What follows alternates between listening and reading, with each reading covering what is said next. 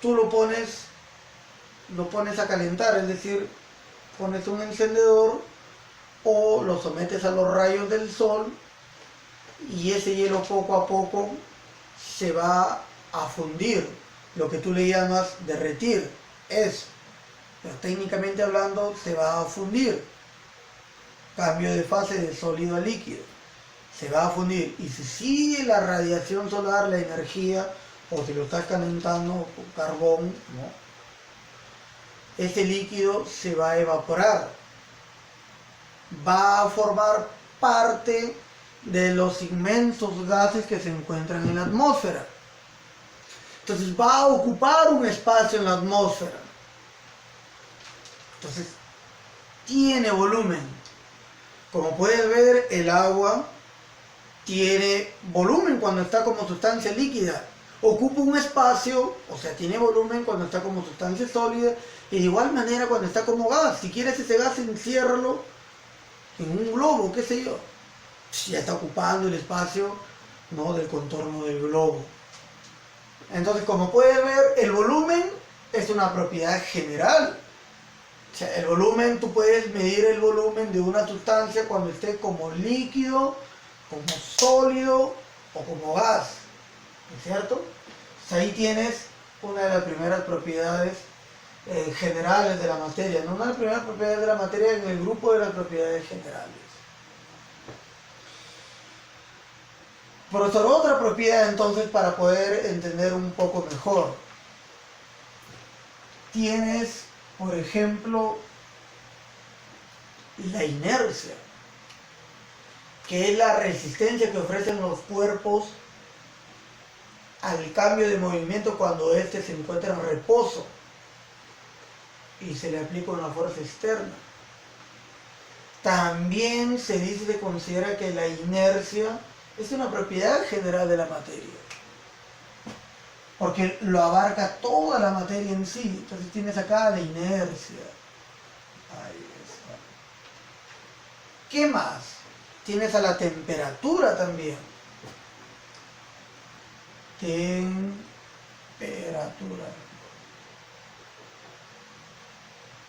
Temperatura, profesor, sí. Ejemplo. Nuevamente tomamos como referencia la sustancia líquida denominada agua. Imaginemos que yo tengo un termómetro. Esto es un termómetro.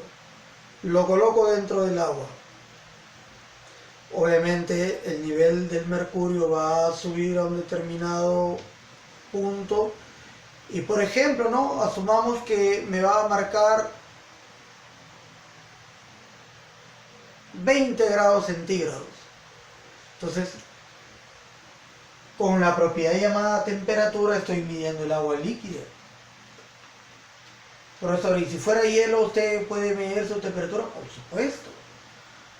Ponemos cubos de hielo en un contenedor, una tina, un depósito, qué sé yo. Colocamos el termómetro y de repente me va a marcar, vamos a suponer, ¿no?, 2 grados centígrados bajo cero, o de repente 10 grados centígrados bajo cero. Entonces, sí lo puede medir el hielo. Profesor, ¿y los gases se pueden medir? Por supuesto. Cuando esto pasa a la fase de vapor en los laboratorios, la medición se lleva a cabo en los laboratorios y también pueden medir la temperatura de un gas. Como puedes ver, la temperatura tú lo puedes medir a las sustancias, ya sea que estén en su fase líquida, sólida o gaseosa. O sea, se presentan en todas sus manifestaciones. Ahí está la temperatura, entonces. Y así hay muchas más, ¿no?, que yo te he dado en la teoría. Yo por espacio solamente te mencionaré algunas, y para abarcar las demás agrupaciones, ¿no?, clasificaciones de las propiedades. Voy a dar uno más. Tienes, por ejemplo, acá la porosidad, la atracción. Como propiedades generales también se considera la impenetrabilidad.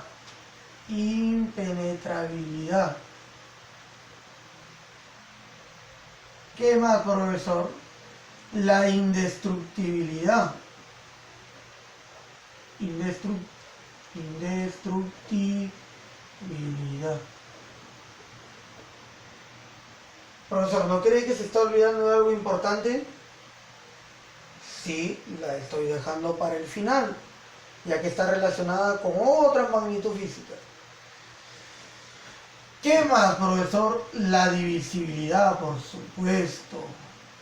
La divisibilidad. Profesor, ¿y qué es cada una de esas propiedades?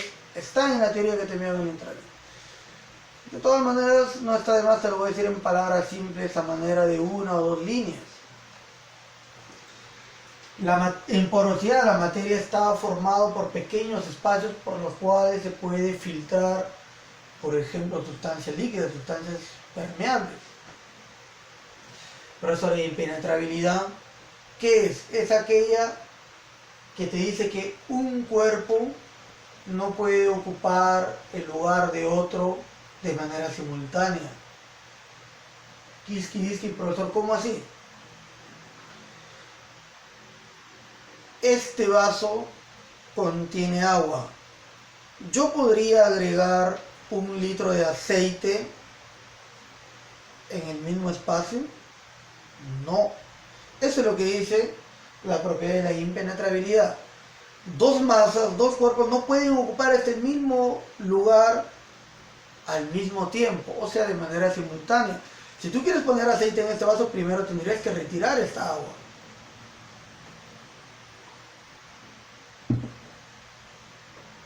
De lo contrario, no podrás hacerlo. Impenetrabilidad, indestructibilidad, la famosa ley que la dio el padre de la química moderna, Antoine Lavoisier. La materia no se crea ni se destruye, solo se transforma. Indestructibilidad. Divisibilidad, su mismo nombre te lo está diciendo. La materia se puede dividir en porciones cada vez más pequeñas. Creo que sí me alcanza el espacio acá y te lo voy a escribir. La materia, tomamos, si tú quieres estudiar una determinada sustancia, tomamos parte de la materia, tomemos una porción de la materia. Tomaré una porción de la materia. A esa porción de la materia se le denomina cuerpo. ¿Qué me dice la propiedad de la divisibilidad? Que la materia se puede dividir en fracciones cada vez más pequeñas hasta llegar a un determinado límite que hoy en día nosotros lo conocemos. Antiguamente Leucipo y Demócrito decían que la mínima división que tú le puedes hacer a la materia es hasta una partícula diminuta llamada átomo. No estuvieron tan lejos de la verdad los filósofos griegos. Hoy en día casi se puede dividir hasta el átomo, pero todavía el hombre ha llegado un poco más pequeño que eso. Y lo vamos a ver ahora. Ese cuerpo tú lo puedes dividir, ¿no?, en pequeños fragmentos. Tú lo puedes dividir en pequeños fragmentos, ¿no? Es decir, tengo un cuerpo, un mineral. Por ejemplo, imaginemos que este mineral sea sal. Profesor, ¿qué es sal? Hay muchos tipos de sales. Ya, que sea cloruro de sodio, la sal común, que es la sal de mesa, ¿no? La que utilizan o la que se utiliza en los alimentos. La sal común, denominada químicamente cloruro de sodio. Tenemos ese mineral, la sal, un cuerpo, ¿no?, un trozo de sal de este tamaño, imaginemos. De esa sal nosotros lo podemos dividir en partículas más pequeñas por medios mecánicos, ¿no? Utilizamos medios mecánicos. Por medios mecánicos nosotros podemos dividir a esta materia. Profesor, ¿cuáles son estos medios mecánicos? Cortar, chancar, pulverizar, moler, por ejemplo. Moler, pulverizar, martillar, pulverizar. Moler, pulverizar, martillar, martillamos ese mineral y obtenemos diminutas partículas, pequeñitos. A la justa lo puedes ver. A la justa tus sentidos lo pueden percibir, el sentido de la vista, ¿no? Obtenemos diminutas partículas, unas más grandes que otras, obviamente. Profesor, y esas partículas, esas pequeñas partículas, ¿se pueden hacer en algo más pequeño? Por supuesto. Esas pequeñas partículas aún podemos dividirlos en fracciones cada vez más pequeñas. ¿Y cómo se llama y por medio de qué proceso, profesor, podemos hacerlo en partes más pequeñas? Si de cuerpo a partícula, bueno, esto es cuerpo, esto es partícula, si de cuerpo a partícula empleamos medios mecánicos, de partículas a la siguiente división llegamos por medios físicos. Profesor, ¿y qué medios físicos son? Disolución. Por medio de disolución. O sea, tú lo puedes disolver esas partículas. Por medio de destilación, evaporación, destilación, cristalización. Por medio de disolución, destilación, es decir, pones a hervir dicha sustancia y lo vas a reducir estas partículas en porciones más pequeñas aún. Esos medios o procesos se llaman procesos físicos o medios físicos.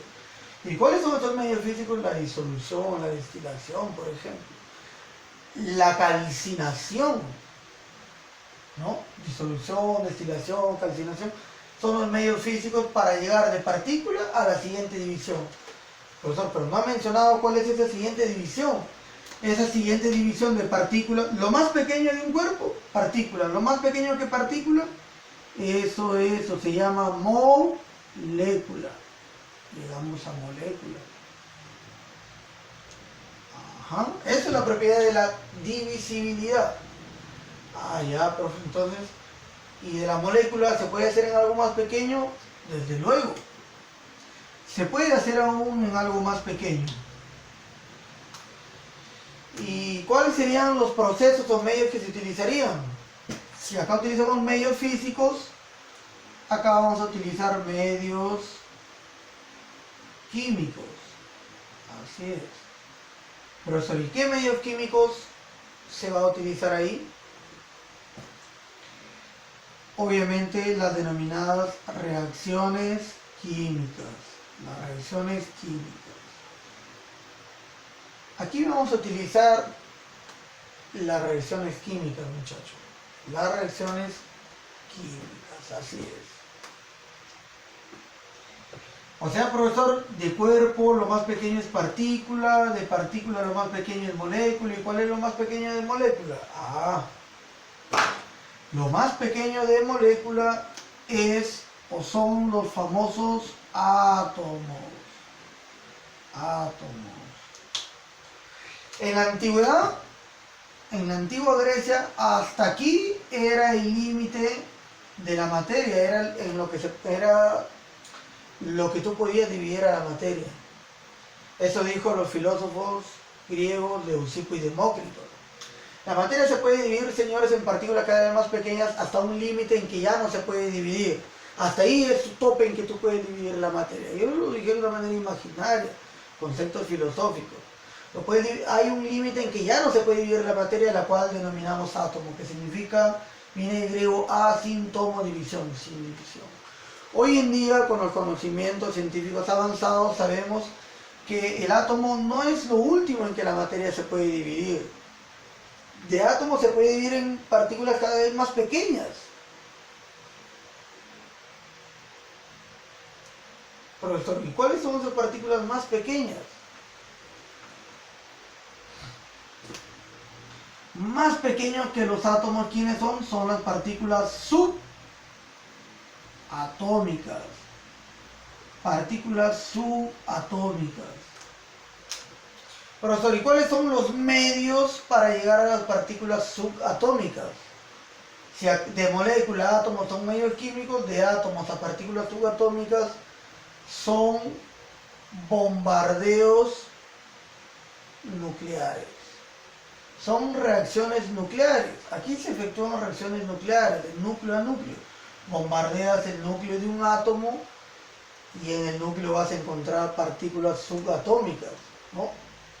Como son los protones, los neutrones, y girando alrededor de ellos tienes a los electrones. ¿Cuáles son esas partículas subatómicas, profesor? Entonces son los protones, los electrones y los que no tienen carga, los neutrones. ¿Ya ves? Hay algo más pequeño que el átomo, que son las partículas subatómicas. Profesor, ¿cuántas son esas partículas subatómicas? Son 3, protones, electrones, neutrones. Profesor, ¿y el hombre ha podido llegar a algo más pequeño que eso en sus laboratorios? La respuesta es sí. Más pequeño que un protón, más pequeño que un neutrón, el hombre ha podido llegar en el siglo XX, XXI, con el avance de la tecnología. Ha llegado a descubrir ha llegado a descubrir la división de la materia. ¿Y cuáles son esas partículas más pequeñas? Son los denominados quarks, los famosos quarks. Y ese es el fin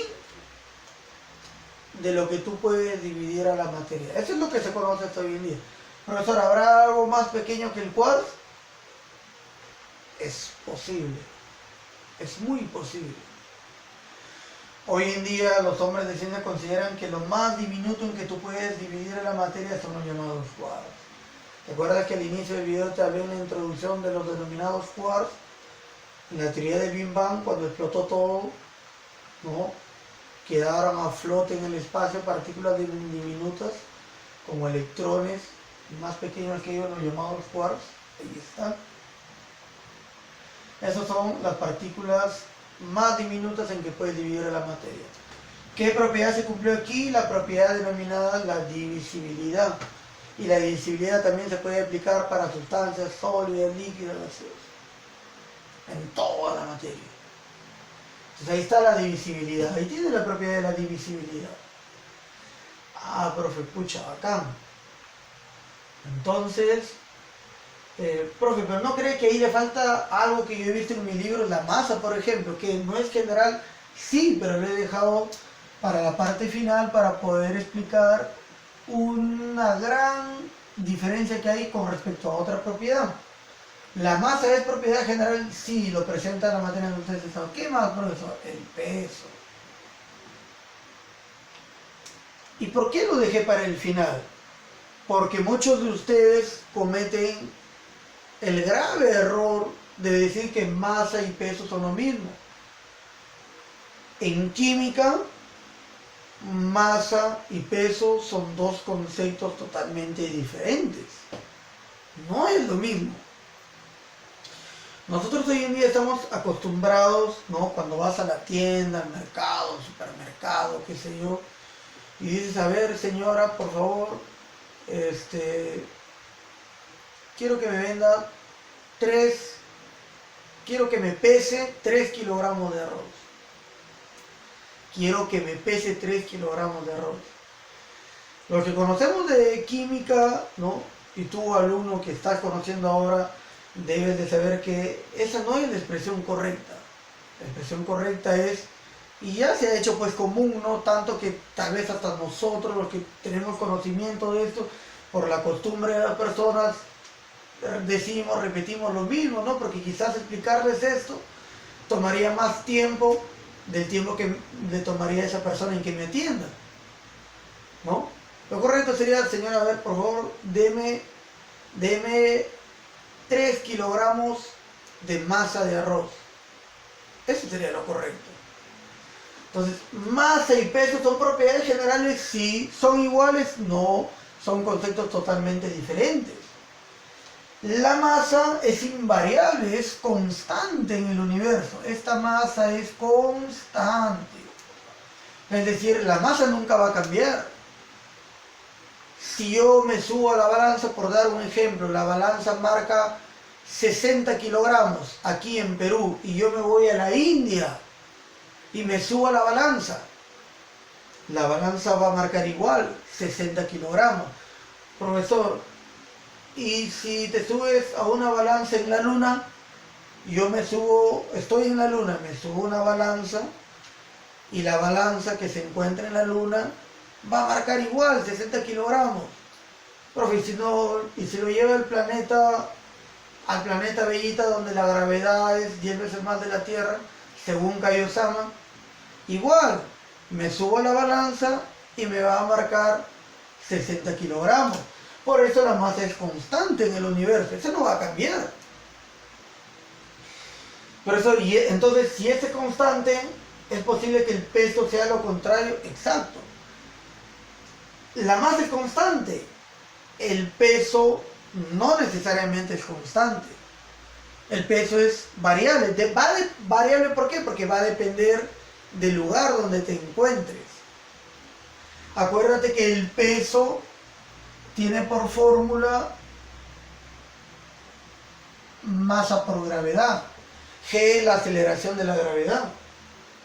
O sea que si mi masa es, la gravedad de la Tierra es 9,81, redondeémoslo a 10 metros por segundo al cuadrado.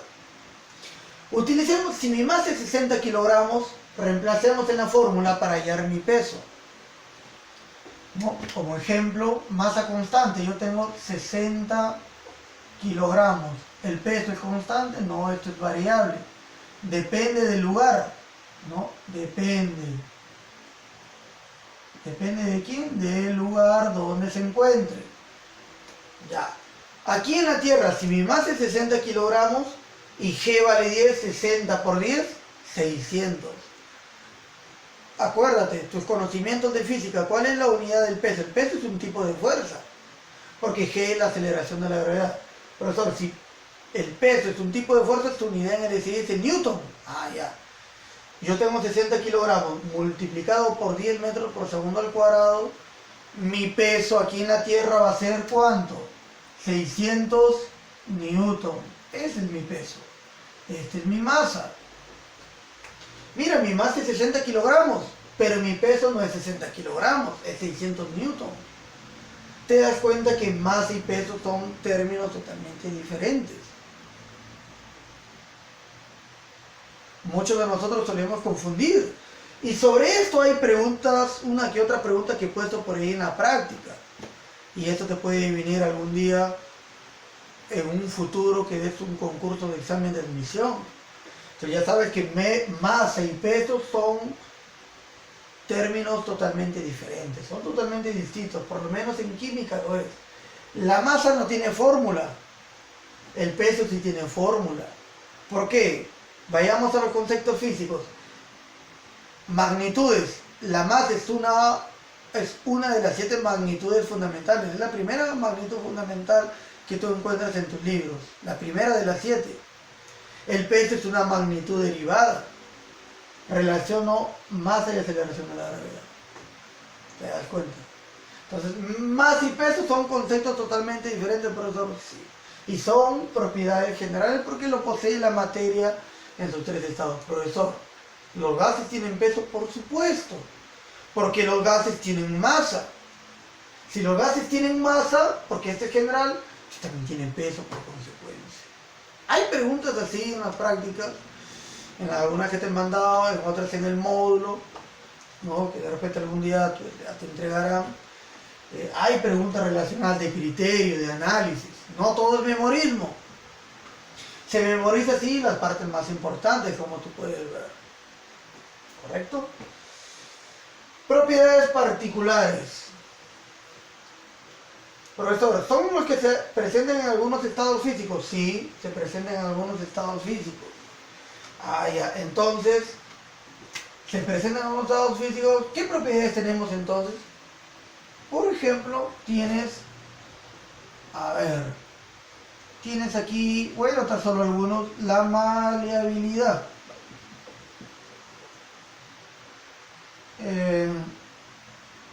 Tienes, por ejemplo, la ductibilidad. Ductibilidad. Profesor, yo en mi libro no he encontrado ductibilidad, lo he encontrado como ductividad. es el mismo. Te vayas a loquear. Ductibilidad, ductilidad es lo mismo, ¿no? Son dos expresiones, son sinónimos si lo quieres llamar así. Ductibilidad o ductilidad. Profesor, ¿qué otra propiedad tienes? Por ejemplo, te voy a mencionar, propiedades son un montón, te mencionaré solamente algunas. La mayoría lo tienes en tu práctica que está en el intranet. La tenacidad, la dureza, profesor, otra más, ya, otras más. La viscosidad. ¿Propiedad particular, profesor? Sí, la viscosidad. Otra más, ok, otra más. La tensión superficial. Ajá. Tensión superficial. Una última, profesor. Correcto. Punto de ebullición. Punto de ebullición. La última, profesor, para desarrollar mi práctica. Listo.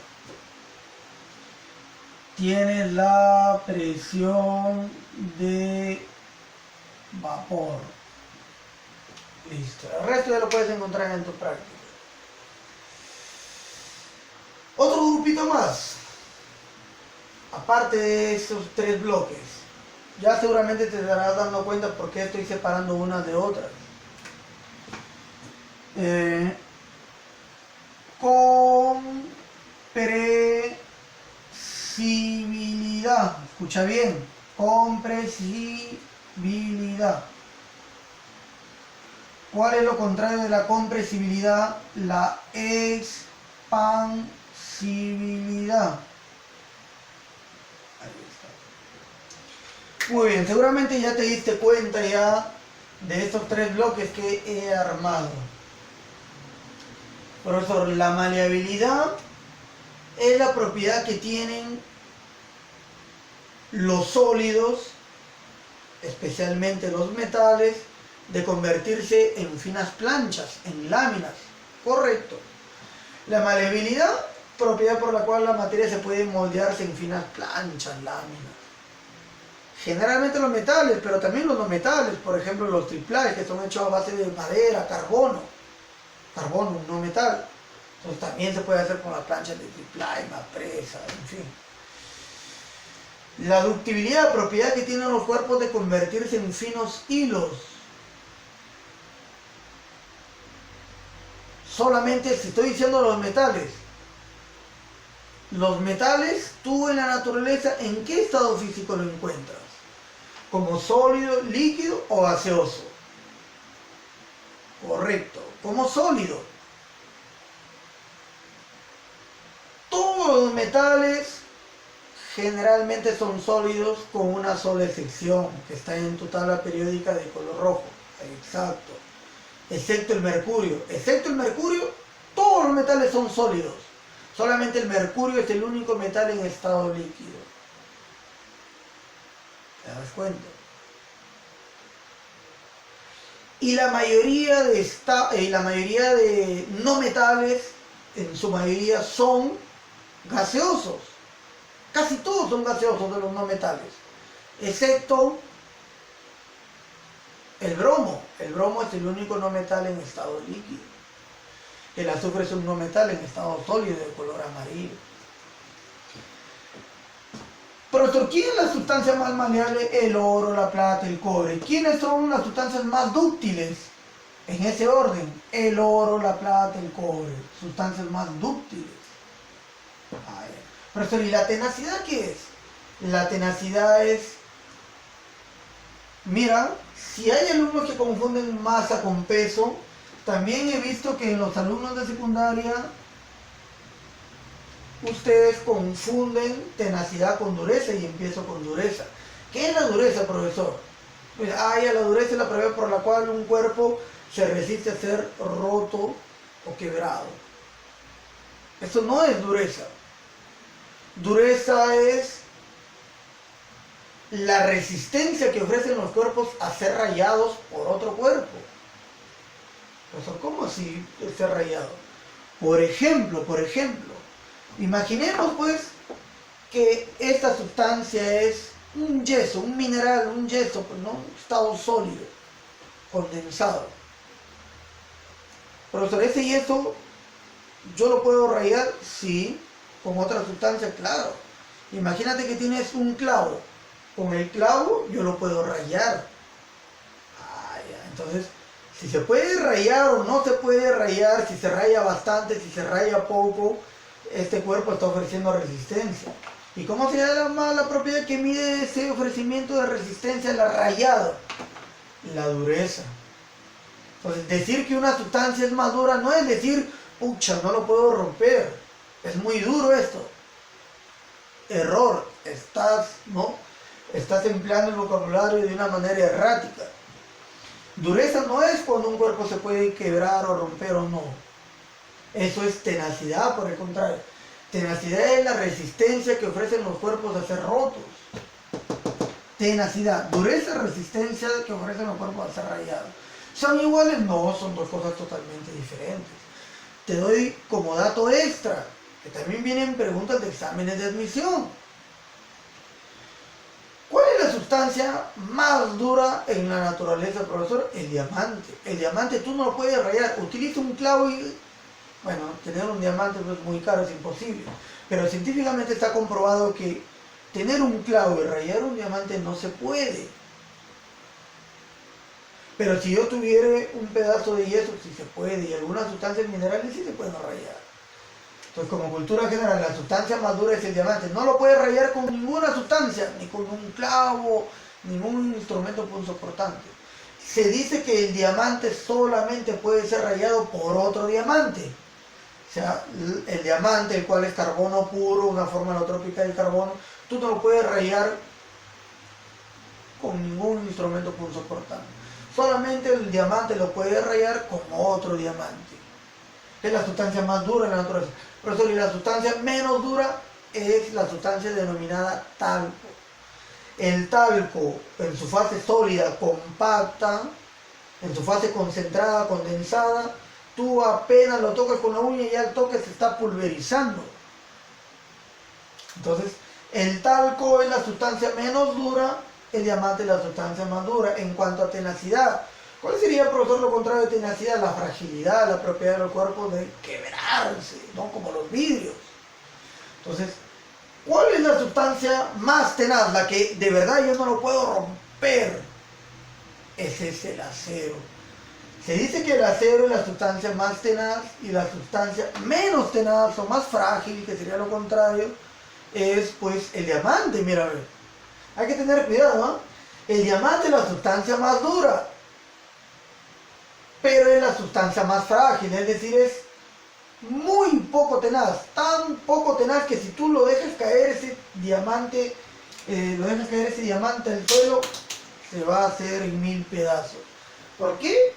Porque, bueno, es debido a la poca fragilidad, pues no, a la poca tenacidad que tiene, es muy frágil. Ahí está. Profesor, entonces, tenacidad, dureza, me has hablado prácticamente de sustancias sólidas, sí. Entonces, ¿qué podríamos decir? Que estas propiedades, estas pocas de las muchas que existen, estas pocas propiedades de las muchas que yo te he dado, son propiedades exclusivamente de la materia. ¿En qué estado? Porque acá dice propiedades particulares, solamente se presentan en algunos estados. En los sólidos,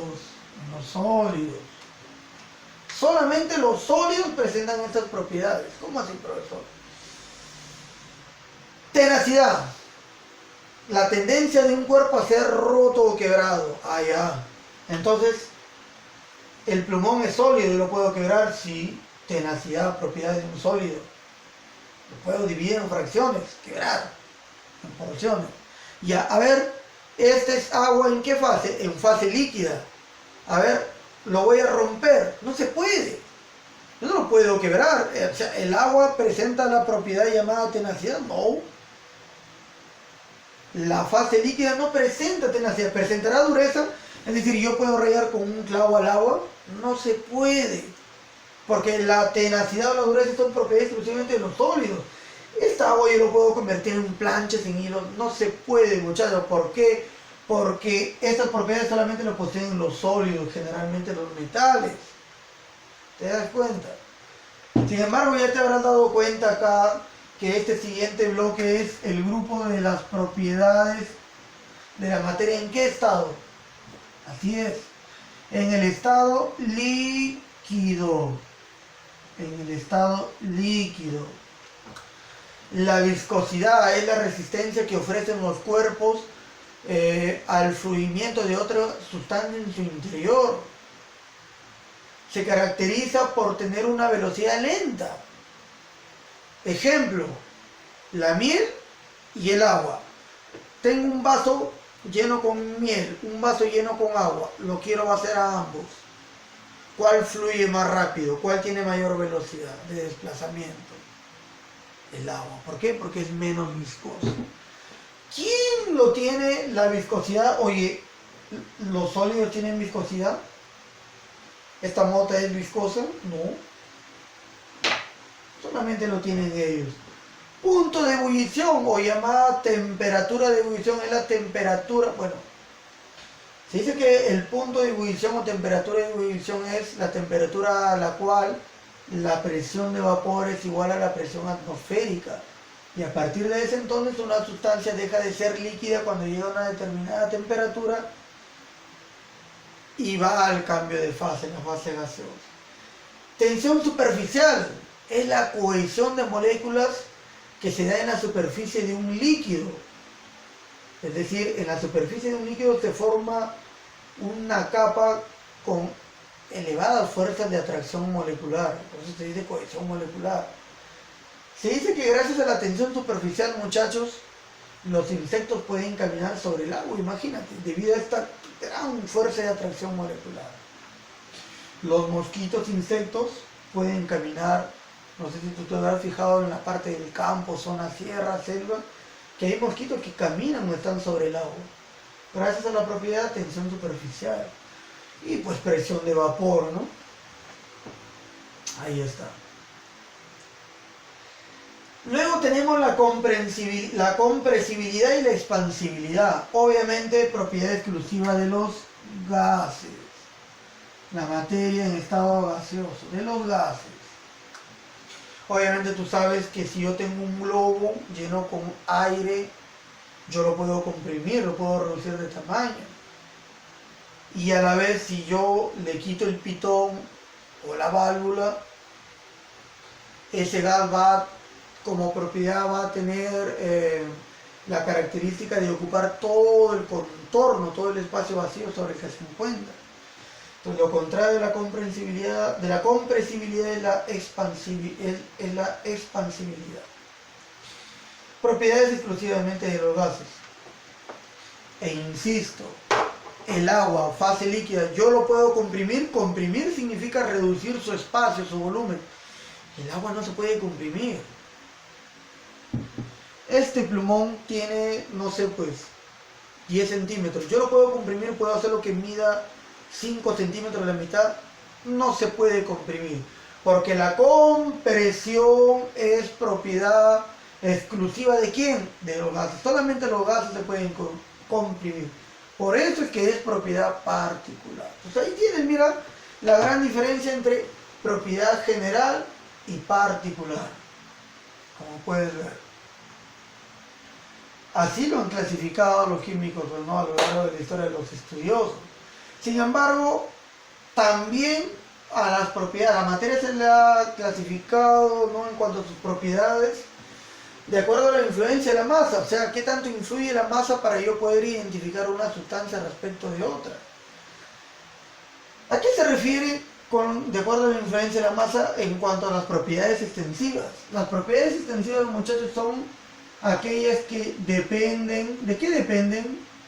Dependen de la cantidad de... ¿Dependen de qué? De la cantidad de masa. Dependen de la cantidad de materia, de la cantidad de masa. Intensivas es todo lo contrario. Si estas dependen de la cantidad de masa, obviamente estas no dependen de la cantidad de masa. No dependen de la cantidad de masa. Ahí está. Depende de la cantidad de masa, estas no dependen de la cantidad de masa. Otra particularidad también en las propiedades extensivas es, por ejemplo, que estas son aditivas. Aditivas.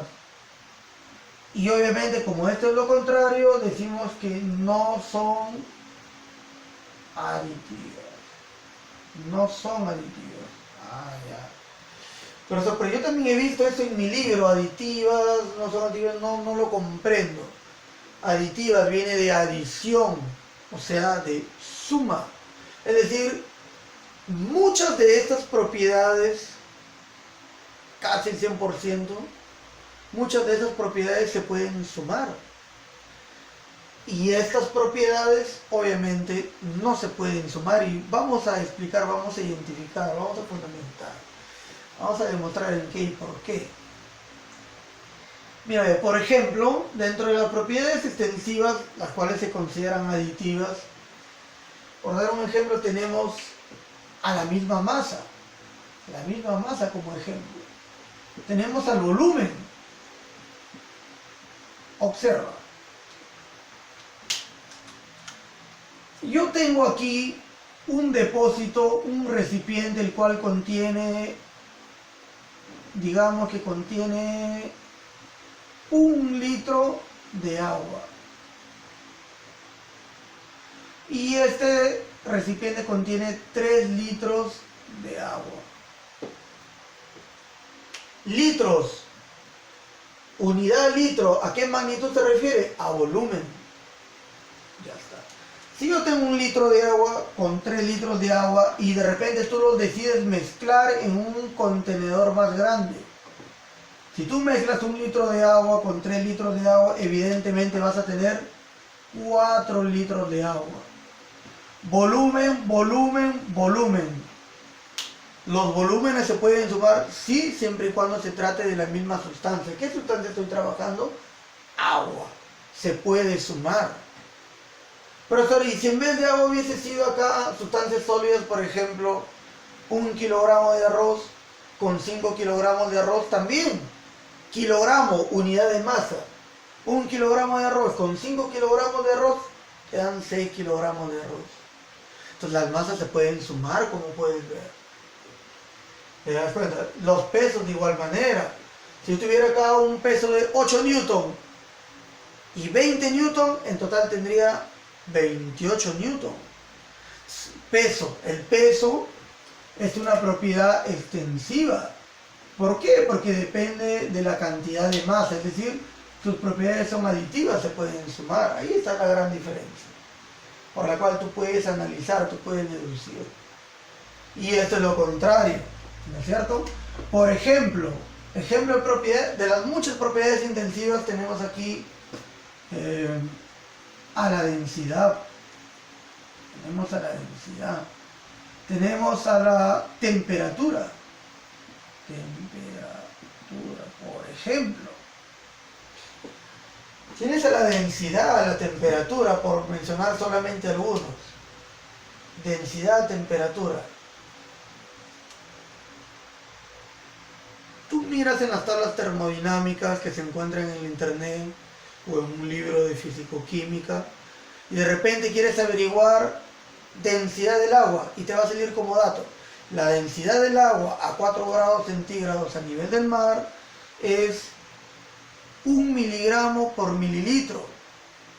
Transformado en unidades SI sería 1000 kilogramos sobre metro cúbico. Recordemos que densidad es la relación de masa sobre volumen. La masa que ocupa un cuerpo dividido entre el volumen que se ocupa en el recipiente. La densidad es una propiedad intensiva. Porque, repito, la densidad del agua, profesor, ¿cuánto es? Es 1 miligramo por mililitro. Siempre. Siempre la densidad del agua va a ser eso. Si yo tuviera gotas de agua, si yo quiero analizar cuánto es la densidad de una gotita de agua que es pequeñito, en el laboratorio te va a marcar 1 miligramo por mililitro. Allá, si tú analizas una gota de agua, pero si tú quieres analizar en un laboratorio, no sé, 5 litros de agua, tenemos gotas de agua. Ahora voy a analizar, tengo acá un recipiente más grande, el cual contiene 5 litros de agua. Te hago la pregunta, ¿su densidad va a ser más de 1 miligramo sobre mililitro? ¿Va a ser igual a 1 o menos que 1? Profesor, es intensiva, no son aditivas. Su valor que marca en el laboratorio es único, no depende de la masa. Entonces resulta que la densidad aquí también va a ser 1 miligramo sobre mililitro. O sea, poquita agua, su densidad va a ser 1 miligramo. Y si tuviera un tanque cisterna de agua y quiero medir su densidad, te va a marcar el mismo valor. O sea, a la densidad no le interesa si tú tienes harta agua o poquita agua. El valor numérico va a ser igual en ambos casos. Entonces, como tú puedes ver, no depende de la cantidad de materia, no depende de la cantidad de masa. Al final el valor siempre va a ser el mismo. Profesor, ¿y qué tal si yo decido estas gotitas de agua, decido unir? O sea, es decir, estas gotitas de agua lo voy a verter sobre este recipiente. Tendré más masa, sí, pero la densidad, ¿cuánto será la densidad al final? ¿Será la misma si a este 5 litros de agua de repente yo le voy a vaciar 20 litros de agua? En total tendré 25 litros de agua. Mídele su densidad. ¿Va a ser 1, más que 1 o menor que 1? No depende de la cantidad de masa. No son aditivas. Las propiedades intensivas no se pueden sumar. Entonces, si unas gotitas de agua marca 1, 5 litros de agua marca 1, cuando yo lo sume, no quiere decir que al final voy a obtener 2 miligramos sobre mililitro. No, porque no son aditivas, es decir, no se pueden sumar. Lo mismo pasa con la temperatura. Si tú mides todos estos 5 litros de agua y te marca, por ejemplo,